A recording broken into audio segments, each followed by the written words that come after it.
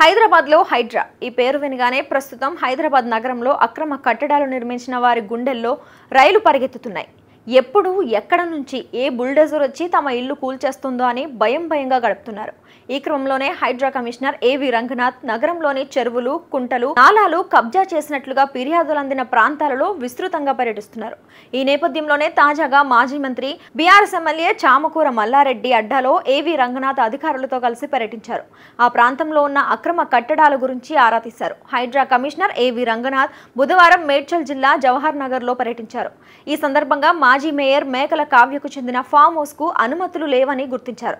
అంతేకాకుండా అంబేద్కర్ నగర్ లోని ఇందిరా చెరువు డంపింగ్ యార్డ్ సమీపంలోని నాలా ఆక్రమణకు గురైనట్లుగా హైడ్రా అధికారులు తేల్చారు.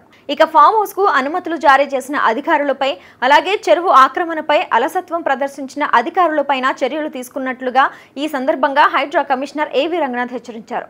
ఈ సందర్భంగా ఆక్రమణదారులకు ఏవి రంగనాథ్ వార్నింగ్ ఇచ్చారు.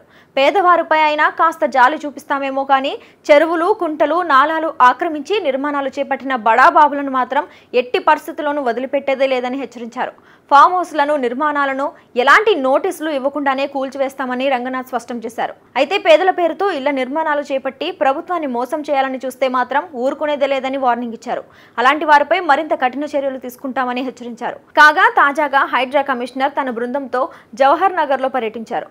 ఇక హైడ్రా నెక్స్ట్ టార్గెట్ అక్కడే అని స్థానికులు చర్చించుకుంటున్నారు.